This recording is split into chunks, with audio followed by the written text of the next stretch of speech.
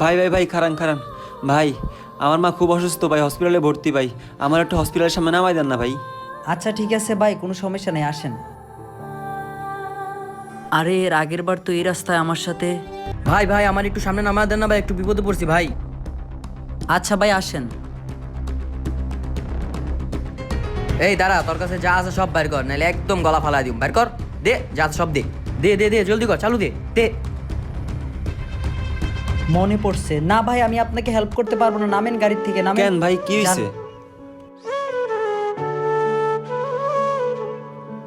আরে এটা ওই ছেলেটা না যে আমার কাছে হেল্প চাইছিল?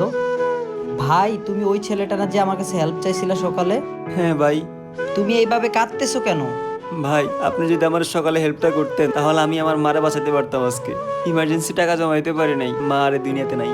আপনারাই বলুন দোষটা কার ছিল? ভিডিওটি ভালো লাগলে